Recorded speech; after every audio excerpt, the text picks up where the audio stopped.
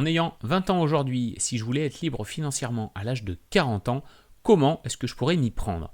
Ça, c'est la question qui m'a été posée par un internaute sous l'une des vidéos et je me suis dit que c'était une question qui était super intéressante finalement. Alors on va essayer aujourd'hui de faire quelques simulations, de voir si c'est atteignable, si oui, comment. Et vous allez voir que dans la vraie vie, c'est peut-être pas si simple. Salut et bienvenue sur Finance Déclic. Ici on parle d'investissement, de patrimoine, de finance. Je vous propose d'explorer avec moi toutes mes découvertes, tout mon parcours sur le chemin de l'éducation financière. Parce qu'en termes d'investissement, je suis intimement convaincu que plus vous en saurez, mieux ça va se passer. Si vous aimez mon travail, pensez à vous abonner ou à poser un petit like, ça m'apporte vraiment de la visibilité, de la motivation et c'est un très bon soutien et c'est ce qui m'encourage vraiment tous les jours à produire des nouveaux contenus. Alors repartons de cette question, supposons qu'aujourd'hui j'ai 20 ans et je me dis ok j'ai envie qu'à 40 ans je sois entre guillemets à la retraite financière, donc que j'ai atteint un certain degré de liberté financière. Tout au long de cette vidéo, je vais faire beaucoup de suppositions parce que vous allez voir qu'il y a énormément de paramètres à prendre en compte, mais ça va quand même nous donner des indicateurs et des infos qui sont assez importantes, assez intéressantes pour comprendre comment on peut se projeter dans une vision à plutôt long terme parce que entre 20 et 40, donc il y a 20 ans qui se passent, ça reste assez long. L'idée ensemble, c'est qu'on voit quels sont les facteurs importants à prendre en compte si on veut se construire un joli patrimoine. Première question que je me suis posée, c'est ok, si à 40 ans j'ai envie d'être libre, j'ai besoin de combien par mois? Donc je suis parti sur une hypothèse pas forcément très haute en me disant 2000 euros par mois, ça peut être déjà un bon début. C'est un petit peu plus que le salaire médian, je pense, en France. Ça reste pas fou non plus, 2000 euros, voilà, c'est pas non plus incroyable. Mais on va prendre ça comme base.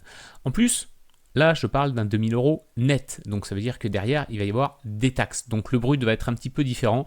Pour simplifier les calculs, parce que chaque situation est unique, j'ai pris une flat tax à peu près à 30%, ce qui est ce que l'on a en tout cas à l'heure actuelle. Ça veut dire que le montant mensuel brut que je dois sortir, il est à peu près quasiment de 2900 euros. Ça veut dire, si je fais un x12, qu'il faut que je génère tous les ans un montant brut de 34 286 euros. Donc ça, c'est l'argent que je dois générer de manière automatique avec mon épargne si je veux être libre et générer 2000 euros net par mois. Maintenant, on rentre dans la phase de capitalisation, c'est-à-dire quel est le capital dont j'ai besoin pour pouvoir générer cette somme-là tous les ans. Pour faire ça, j'ai pris cette formule, donc le capital nécessaire, c'est le revenu brut annuel que l'on souhaite, divisé par le taux de rendement brut annuel.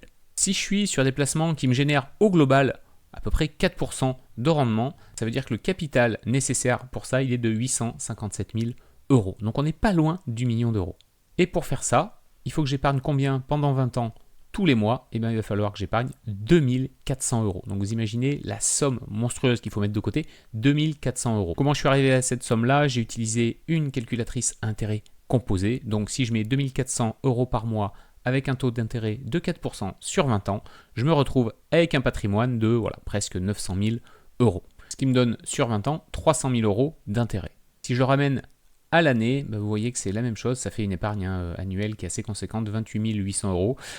2400 euros, c'est quasiment un salaire. Ça veut dire que je mets un peu plus tous les mois que la somme nette que j'ai envie d'avoir in fine, donc après 20 ans. On voit que dans cette situation-là, ça me paraît très compliqué d'y arriver en 20 ans, parce que épargner 2400 euros, c'est quand même pas à la portée de tout le monde. Si maintenant, on vise plutôt un rendement à 6%, ce qui est tout à fait envisageable sur les stratégies qui existent aujourd'hui, on se retrouve avec un capital à générer de presque 600 000 euros. Là, même chose, quel est le montant de l'épargne mensuelle et annuelle? 1300 euros par mois à investir, un peu plus de 15 000 par an. Ça reste quand même très conséquent. Mais on verra un petit peu après quelles sont les pistes qu'on peut envisager justement pour atteindre ces montants-là. Et enfin, si on part sur une stratégie où on a un rendement de 8% par an, ce qui est tout à fait atteignable aujourd'hui avec la bourse, mais on parle de stratégie vraiment à long terme. Je vous ai fait une vidéo au sujet de ces fameux 8% en bourse, je vous la mets en lien, vous pourrez aller la consulter si c'est un sujet que vous voulez creuser un petit peu. Si on vise 8% de rendement par an sur ces 20 ans, ça veut dire qu'on a besoin d'un capital de 428 000 euros. Un effort d'épargne de 750 euros par mois, donc 9 000 euros par an. Ça reste malgré tout un effort qui est assez important et sur une durée qui est plutôt longue. On voit donc très bien qu'avec un salaire à peu près, on va dire, standard en France, on va dire peut-être entre 2 et 3 000 euros, si on a déjà une situation qui n'est pas trop dégueulasse, ça reste compliqué d'épargner autant sur le long terme. Évidemment, on peut envisager que son salaire augmente un petit peu, donc bien sûr, on pourrait épargner un petit peu plus, mais difficile de viser 1300 euros par mois d'épargne avec un salaire standard en France. Alors c'est quoi les pistes, c'est quoi les leviers sur lesquels on peut réfléchir et travailler? Déjà, premier levier, ça peut être d'augmenter la durée. Pourquoi? Parce que les intérêts composés prennent vraiment toute leur puissance passé un certain nombre d'années, et quand on arrive à 20 ans, vous voyez que, on va refaire une simu avec 8% et les 750 euros. Sur 20 ans, vous voyez que déjà, en termes d'intérêt, ça devient intéressant, parce que sur un capital de 430 000 euros, on voit qu'une grosse part de ce capital a été généré par les intérêts composés. Et en passant à 25 ans, donc juste 5 ans de plus, on voit que mon capital a déjà beaucoup augmenté. Donc il augmente beaucoup plus vite. Pourquoi? Parce que la part totale des intérêts va devenir de plus en plus importante. Et si je pousse à 30 ans, ok, ça nous amène à 50 ans. Donc on met 20 ans pour atteindre les 428 000, mais on ne met que, entre guillemets, 30 ans pour atteindre le million. C'est-à-dire qu'il me faut 20 ans pour arriver à 428 000 euros, mais il me faudra que 10 ans de plus pour doubler la mise, voire même plus que la doubler puisqu'on passe le million. Donc dans une stratégie à intérêt composé, la durée, le temps, ça va être un de vos meilleurs alliés. Autre piste qu'on peut explorer, c'est le levier justement de l'épargne mensuelle, c'est augmenter mon épargne mensuelle. Comment on peut faire ça? C'est d'avoir un side business, d'avoir une activité complémentaire en plus peut-être de votre job. Et parfois se dire que j'arrive à générer 400-500 euros de plus par mois et que cet argent-là, je m'en sers pour le faire travailler, ça peut tout de suite faire augmenter la part de votre épargne. On peut refaire une simu. Si sur 20 ans, on va repartir sur 20 ans, avec un taux d'intérêt moyen à 8%, je ne mets non plus 750, mais par exemple 1000 euros, vous voyez que tout de suite, on a généré 150 000 euros de plus que ce que l'on avait ici, avec une épargne de 750 euros. Et même chose, si je passe à 30 ans, les résultats deviennent encore plus intéressants parce que là, au lieu de se retrouver avec 1 million, on se retrouve quasiment avec 1 500 000. Donc la piste du side business, clairement, c'est une piste qui est très intéressante. Comment je peux générer du revenu complémentaire pour pouvoir investir un petit peu plus tous les mois? Autre piste, levier du crédit et de l'immobilier. Pourquoi c'est intéressant? Parce que vous allez créer du patrimoine en utilisant l'argent de la banque. Avec par exemple un achat à crédit sur, tiens, comme par hasard, 20 ans.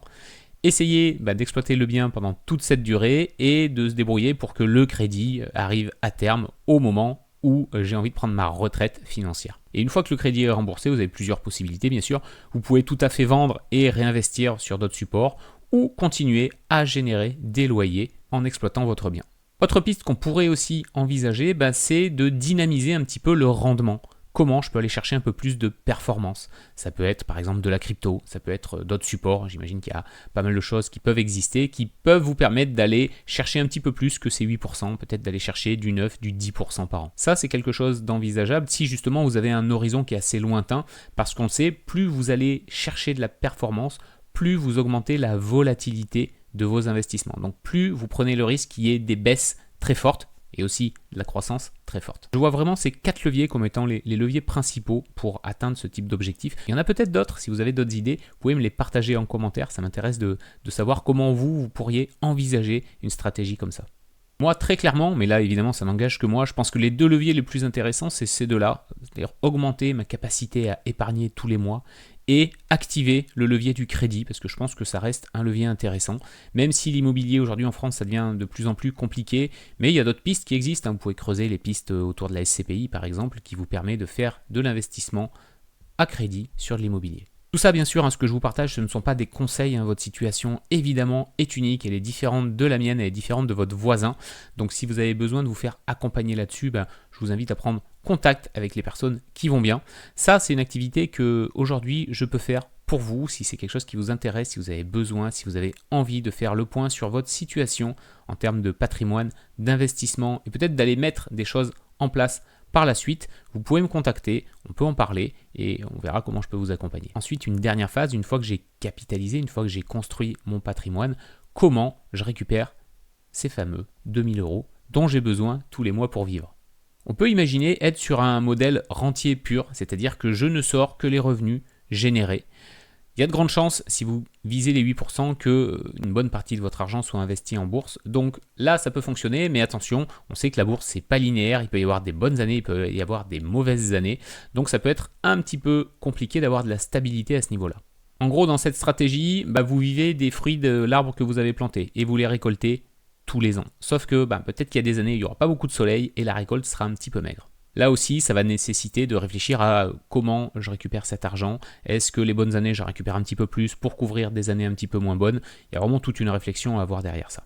Une autre stratégie, c'est la fameuse stratégie de la règle des 4%, c'est-à-dire que vous vendez 4% de votre capital chaque année, tout en pariant malgré tout sur le fait que votre capital continue de travailler parce que vous ne vendez pas tout, donc vous bénéficiez toujours d'une certaine croissance de l'argent que vous avez investi. Donc là, on est plus dans une stratégie où tous les ans, je coupe un petit peu quelques branches de l'arbre, tout en espérant que l'arbre continue de pousser. Donc vous voyez que viser une certaine liberté financière à 40 ans, c'est possible, mais c'est extrêmement exigeant. Déjà, il faut un capital conséquent. Là, je suis vraiment sur des valeurs minimales. Donc on peut même espérer qu'il faudrait un petit peu plus que ça pour être vraiment, vraiment tranquille. L'effort d'épargne, il est conséquent. Et plus on s'y prend tard, plus ça va être compliqué. Mais que malgré tout, vous avez des pistes, notamment le temps, qui est vraiment votre meilleur allié, et la capacité d'activer des leviers complémentaires pour accélérer cette croissance. Évidemment, tout ce que je vous ai partagé là, ce ne sont pas des conseils, c'est vraiment juste des simulations et des réflexions autour de tout ça, parce que on entend beaucoup tout et n'importe quoi, mais quand on met des vrais chiffres derrière, vous voyez que la réalité, elle est un petit peu différente de ce qu'on peut s'imaginer. Si déjà vous voulez savoir où vous en êtes aujourd'hui, quelle est votre situation, je vous ai mis en lien dans la description de cette vidéo l'accès à un outil qui vous permet de faire un bilan financier flash de votre situation. Ça vous donne une photo à l'instant T de quel est mon patrimoine, comment est-ce qu'il est réparti. Et c'est déjà souvent un très bon point de départ pour pouvoir ensuite enclencher une réflexion autour de vos investissements. Je vous laisse là-dessus, prenez soin de vous et de vos finances. Ciao.